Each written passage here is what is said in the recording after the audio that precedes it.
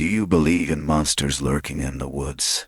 3 close friends signed out a snowcat at dusk, laughing, filming, chasing fresh powder. By morning, only blood-torn gear and massive footprints remained, and 1 shredded camera buried in ice. Here's what the rescue team won't tell you. There were howls in the trees that night, deep, guttural, and not from any bear.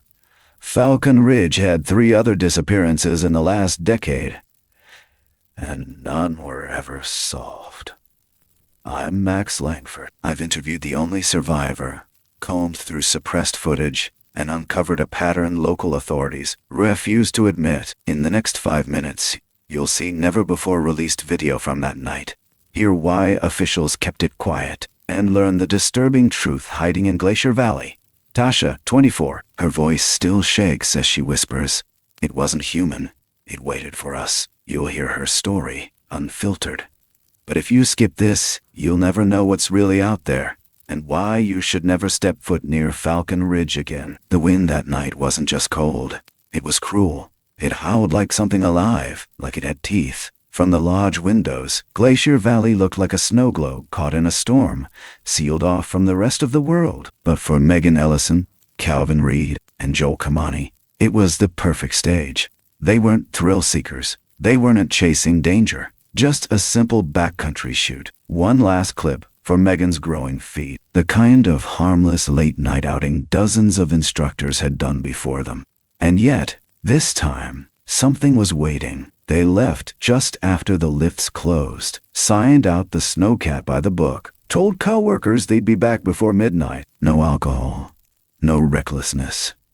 Just 3 people carving through untouched powder near Falcon Ridge, an area famed for its views and infamous for what the older locals called dead air, the kind of place where radios crackle without reason, where animals don't linger, where the trees seem to lean in just a little too close. By 2:00 a.m., they hadn't returned. No calls, no contact. The storm had thickened into a white wall.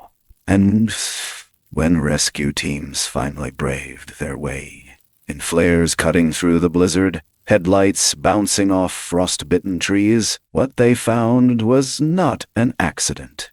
The snowcat had been mangled, not rolled. Twisted, bent like it had been gripped and crushed. Megan's body was flung 20 yards away, slashed deep, like something had raked her with clawed hands.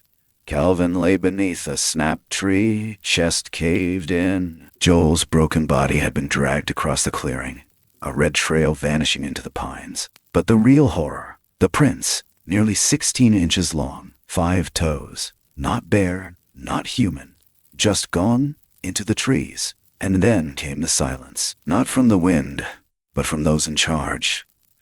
A bear attack, they said. A freak occurrence. Hibernation disturbed by the storm. A case closed in 3 days flat. But the cameras, every single perimeter feed, went black between 10:23 and 4:17. No explanation, just static and cold.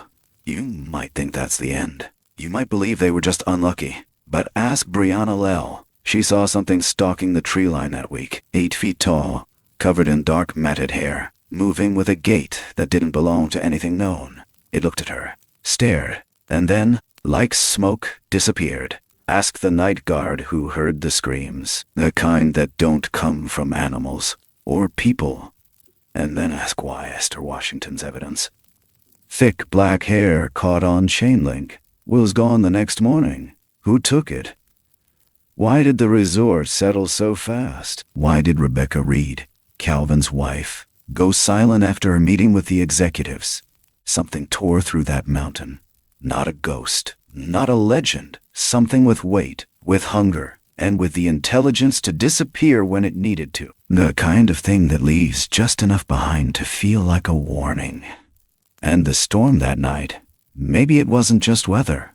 Maybe it was cover for something ancient, something that still watches from Falcon Ridge, waiting for the next snowcat to stray too far off trail. They were supposed to be back before midnight. That was the plan. Just a few hours in the backcountry to film some clean, high-contrast downhill footage for Megan's page. She had just hit 40,000 followers, a milestone worth marking. Calvin brought his DLR. Joel handled the drone. All of them bundled up and laughing as they loaded into the snowcat. No one thought twice. The route near Falcon Ridge was challenging, yes, but Megan had skied it 100 times. Joel worked that terrain during off-season maintenance, and Calvin, even as a tourist, was no novice on snow. It was familiar ground. But what they didn't know, what none of us could have guessed, is that something was watching, something that had waited for the right kind of quiet. By 8:00 p.m., the first flakes started falling. By 9:30, it was a full whiteout. But storms in Frisco are like that. Fast, mean, and thick. Even so, they should veered back. Should have checked in. Resort security kept checking the gate logs. Radio silence. Phone's dead. And still, no panic. Not yet. It wasn't until the clock struck 2:00 a.m. when even the most forgiving delay had passed, that Harrison Wells made the call. He'd been with Glacier Valley 15 years, had seen people vanish in avalanches, fall into crevasses, get caught out by blizzards. But what he saw that night was none of those. The rescue team, 5 strong, seasoned patrolmen, left under floodlight and falling snow, each carrying flare packs and thermal gear. The wind cut sideways, howling against their jackets, stealing breath and balance. It took nearly an hour to reach Falcon Ridge's edge. And then, somewhere just past the switchback bend, they saw the beam, headlights, still on, cutting through the curtain of white, like 2 eyes staring into the void. The snowcat was overturned, half buried in the drift. But it wasn't the snow that twisted its frame. That was clear. Reinforced steel doesn't crumple from a tip-over. This was different, bent inward, compressed like a can. One of the team muttered something about a crash. Another said, "No way." And then they saw Megan. She was lying face down in the snow, maybe 20 yards from the vehicle. Her coat had been torn wide open. There were deep, ragged gashes across her back. Parallel, wide, like fingers. But no human hand could do that. Not in sub-zero cold, not through thermal gear. A few feet away, Calvin's body was wedged under a tree. Not crushed by the trunk, crushed from above, like something had slammed him down and let the tree fall after. His chest was a ruin. His ribs splintered outward. Joel was the farthest, dragged 30 yards across the clearing. His neck was bent at an impossible angle. And behind him, a trail. Blood-darkened snow, smudged and broken only by something else. Tracks. Not ski tracks. Not boots. They found prints. Huge. Nearly 16 inches long. 5 toes. No claws. Too broad for a bear. Too clean. Too deliberate. Benjamin Crawford, the resort's wildlife expert, arrived just after sunrise. He took pictures. Measured stride. But by mid-morning, the tracks had vanished, blown smooth by the wind, harassed like they never existed. But the snowcat didn't vanish. Neither did the bodies. And no one, not Wells, not the sheriff, not Crawford, could explain what kind of animal attacks with that kind of force. Or intelligence. For a moment, it looked like the truth might surface. But then came the statement. Just after noon, Sheriff Douglas Reinhardt faced the cameras with a practiced calm. "A bear," he said, likely disturbed from hibernation by the blizzard. He sounded confident, unshaken, and he closed the case in 3 days. But something about his face told a different story. His eyes flicked sideways when asked about the surveillance blackout. Because yes, every single camera along the northern perimeter went dark that night. Not for 10 minutes. Not for 1 hour. From 10:23 p.m. to 4:17 a.m.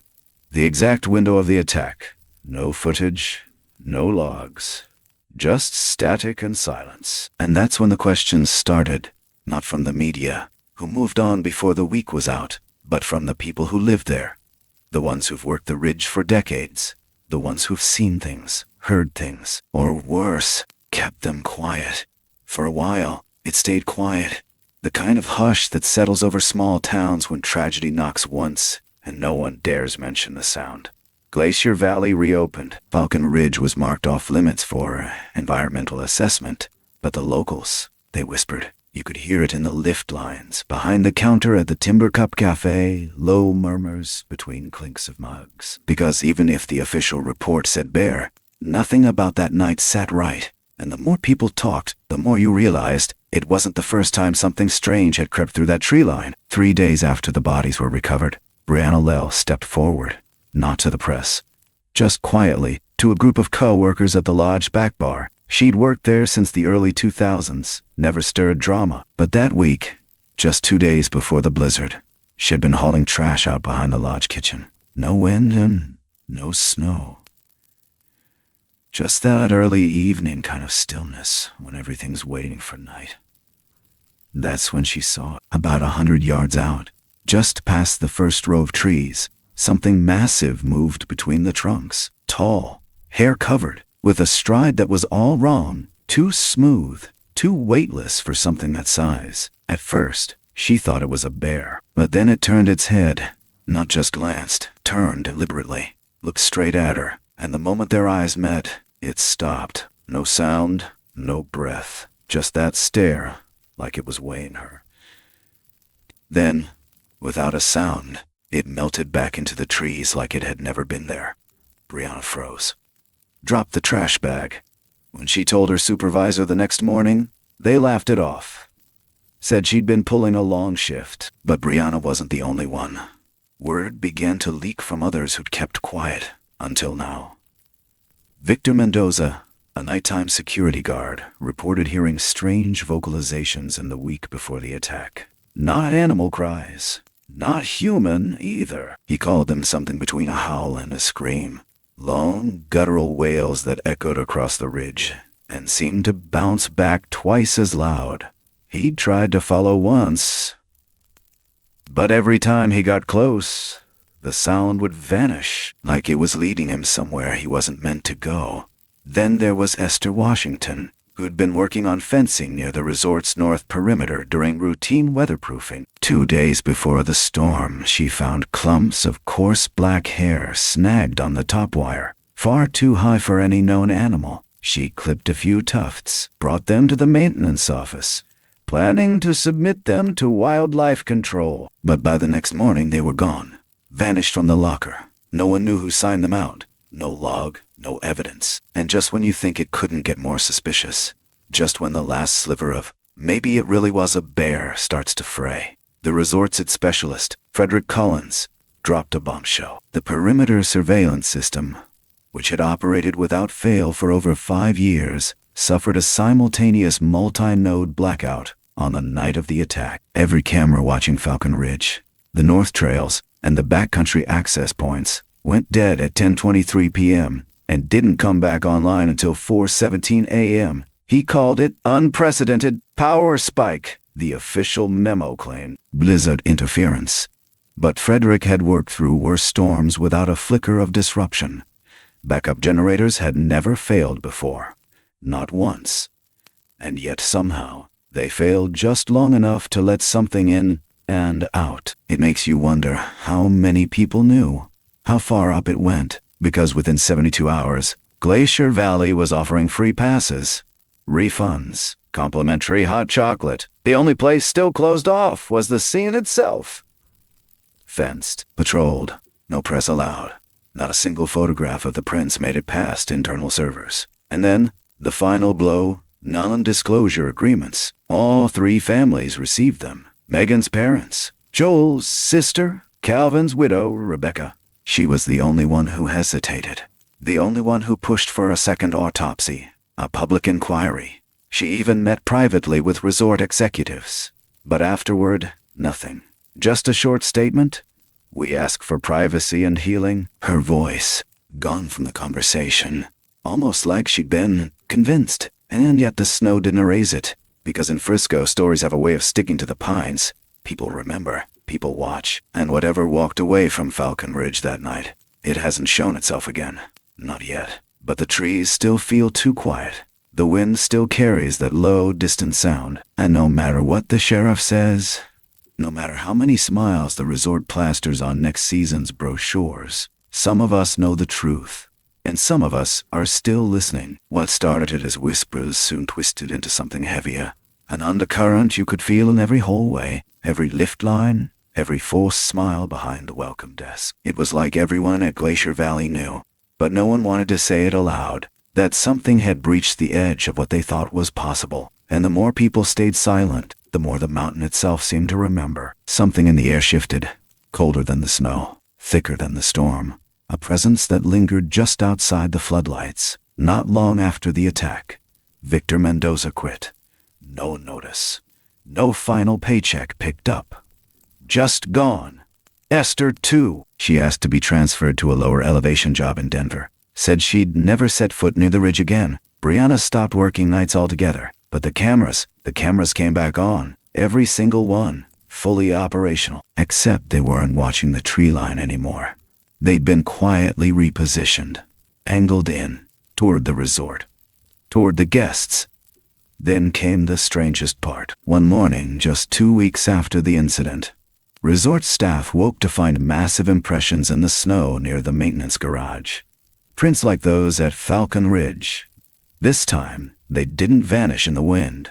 These were fresh, undeniable. They measured them, photographed them. 16 inches long, 5 wide-set toes, each spaced with the kind of precision you'd expect from something bipedal, but far too heavy. The depth of the prints told its own story. Whatever made them wasn't running. It had walked, calm, straight, right up to the locked gate, and then nothing. No prints leading away. But that wasn't the worst part. Later that day, a new security protocol was uploaded across the internal network. Frederick Collins, the IT guy, found the change buried deep in system permissions, and his clearance had been revoked. Not an outsider. Someone inside. Someone who knew exactly what they were trying to hide. And just when it felt like the air might clear, like the season might quietly fade out, a housekeeper found something behind Chalet 6. A shredded glove, one of the exact models issued to resort staff. Inside, embedded in the fleece lining, were 4 long slashes, clean through to the outer leather, as if something had gripped it, not torn, not gnawed. With fingers strong enough to slice it in a single squeeze, the glove was sent to Lost and Found. By the next morning it was gone, logged out by no one, like the hair, like the photos, like the truth. Tensions ran high after that. Staff turnover skyrocketed. Guests who'd heard the stories booked early checkouts. Then, for the first time in over 2 decades, Glacier Valley quietly canceled its annual Torchlight Run. An event that drew hundreds to Falcon Ridge. No explanation. Just a subtle post on the resort's website. Due to unforeseen conditions, this year's event has been postponed. But those who lived in Frisco, they knew, because just before the cancellation, someone reported hearing that same howl again. Not from the ridge, from closer. Much closer, somewhere within the edge of the cleared trails. It started low, rose up into something unnatural, and then silence. No fresh snow, no fresh prints, nothing but wind and the sound of something walking away through the trees. Just far enough to remind them, this wasn't over, not even close. As the season trudged forward and fresh snow blanketed the trails, like a clean sheet over a stained bed, Glacier Valley leaned harder than ever into its reputation for family-friendly skiing and upscale serenity. New signage went up. Fresh ads rolled out. Nothing in them even hinted at what had happened just weeks earlier. But those who'd lived through it knew the silence wasn't healing. It was deliberate, a layer of noise to muffle what still lingered in the dark between the pines. Behind the scenes, the resort moved fast. Legal teams, ones not from Colorado, flew in overnight. Crisis PR firms combed through the online forums, quietly reporting and removing any post that dared mention the incident. The area around Falcon Ridge was officially reclassified as restricted due to avalanche instability, but no one remembered any slides being reported. No tremors, no fractures in the snowpack, just bodies and a broken machine. The families were offered settlements within days, large ones. Structured, quiet. Megan's parents left town entirely. Joel's sister, who'd initially reached out to several news stations, suddenly ghosted all follow-ups. And Calvin's widow, Rebecca. She tried to fight. She demanded independent autopsies, threatened litigation, refused to sign anything. For 2 days, she stood alone, holding a press statement she never got to read. Then, after one closed-door meeting with Glacier Valley executives, she disappeared from the conversation completely. Her lawyer posted a single update. All parties have reached a resolution. No further comments will be made, and that's when it became clear. This wasn't just a cover-up. It was a suppression campaign. Coordinated, funded, ruthless. Every piece of physical evidence was quietly absorbed. The blood-stained snowcat, scrapped, hauled away in the dead of night and replaced with a brand new model. Same serial number. The staff, rotated, transferred. Anyone who'd worked that recovery night either left voluntarily or was offered generous relocation packages. Some accepted, some vanished. Yet the mountain didn't forget. That's the thing about places like Glacier Valley. You can pave the trails, light up the slopes, pipe in music and smiles. But the wild, the deep old wild beneath it all, doesn't play along. It remembers, and it punishes silence. Because then came the scream. It happened on a quiet Wednesday night in February. Most tourists were gone. A skeleton crew worked the lifts and kitchens. The storm was mild, flurries, nothing serious. But just after 3:00 a.m., a scream echoed through the resort grounds. Not from the ridge, from below. From somewhere near the maintenance tunnels behind the equipment depot. One long, guttural, almost human scream. But stretched, warped. Carried on the wind like it didn't belong to a throat at all. A snowcat operator named Kyle Harmon heard it first. Radioed in. Said it sounded like a woman, or something pretending to be one, calling for help. But there was no one out. No one scheduled. No alerts. No patrol. He waited for backup. None came. Then, against better judgment, he followed it. Just past the tool shed, he found tracks. Again. Deep, precise, fresh.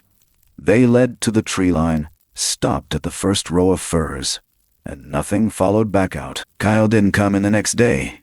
He called off, then quit. Last anyone heard, he'd moved to New Mexico. Told his roommate he was done with snow for good, and maybe that should have been the end. A final warning. A last cry in the dark. But then, the surveillance review came back. Quietly accessed by Frederick Collins before his clearance was fully revoked. One of the cameras had rebooted faster than the rest during the blackout on January 10th. Just one. For 2 minutes and 17 seconds it had recorded something. No one at the resort ever acknowledged it. No one even filed a report. But Frederick, before he was locked out, copied it to a thumb drive. What it captured was a blur moving between trees. Large, upright, impossibly fast. A flash of reflected eyes, and then a shape, hunched but towering, crossing the slope with purpose, toward where the snowcat was last seen. No announcement was made. No internal memo. The file vanished. But Frederick never forgot, and neither did the mountain, because something walked out that night and has never walked all the way back in. Spring came late that year, clinging stubbornly to the Rockies like a shadow refusing to lift. The snow melted slower than usual, clumped in stubborn patches beneath the trees and along the forgotten trails of Falcon Ridge. Even after the season had officially closed, staff spoke in hushed tones about the way the valley felt different, how the wind carried less bite but more weight, how the birds took longer to return, how the trees never quite stopped creaking. It was as if the mountain itself was still holding its breath. And as cleanup crews moved through the resort, prepping for summer, something else surfaced, something that made even the most skeptical among them stop cold. It was a torn piece of synthetic insulation, half buried beneath a snowdrift, near the north fence line, bright blue. The same color as the jacket Joel Kamani had been wearing the night he died. It had no reason to be there. Not that far from the incident site, not outside the zone they'd scoured weeks before. But the fiber analysis confirmed it. Same batch, same stitching, which meant one of two things. Either the wind had carried it there, impossibly, through snow and storm and forest, or someone or something had. That discovery should have triggered an internal alert, a reinvestigation. Instead, it triggered a shutdown. The resort quietly fenced off the northern perimeter, citing wildlife rehabilitation protocols. No one from the Colorado Department of Wildlife could confirm any such program. The local ranger station hadn't been informed, and yet trucks began showing up after hours, unmarked, with tinted windows. People who didn't wear badges, people who didn't answer questions. Cameras once again went dark. For a brief moment, it looked like someone outside the valley might finally start asking questions. A podcast producer from Boulder reached out to staff anonymously, looking to interview anyone connected to the January tragedy. A few agreed to talk, off record, but within days, every one of them withdrew. Not one gave a reason. The producer posted a single teaser on social media. There's something in the Rockies no one wants to talk about. 3 days later, his account was gone. No archive, no redirect, just wiped, like it had never existed. Then came the memorial. Glacier Valley announced a public dedication to Megan, Calvin, and Joel, set for mid-May, with family invited and a plaque to be placed near the lodge. It was tasteful, respectful, except for one detail. The site of the actual incident, the clearing near Falcon Ridge, was excluded. Visitors were told it was too remote for safe access, but longtime staff knew better. The trail had been used for years, even in shoulder seasons. It was easily reachable by foot, unless, of course, you didn't want anyone going near it again. And yet, one man did, unofficially. Harrison Wells, the former security chief, now retired, returned to the ridge one evening alone. Alone? He didn't tell anyone, didn't ask permission, just hiked out with a lantern, a voice recorder, and a sidearm he'd never needed in 15 years. He came back before dawn, pale, silent, and shaking. He never spoke publicly again, but according to his nephew, who found the recorder weeks later, Harrison had captured something just before midnight. A sound, not a growl, not a howl, a low, deliberate exhale, close, steady, human-shaped, but impossibly deep, like it had lungs the size of a truck. Then silence. Then something huge stepping once, maybe twice, and then laughter, low, broken, like it was learning the sound. That recorder was confiscated days later during what the resort called a property wellness check. Harrison never filed a complaint. A week later, he left Frisco for good. And yet, even now, long after the slopes have gone quiet, and the lift chairs hang motionless in the spring breeze, the story hasn't ended. Because something remains up there. Something that hasn't forgotten what it did, or what it showed us. And while Glacier Valley may scrub it from the maps and call it myth, those who heard it know better. The thing in the trees isn't done watching.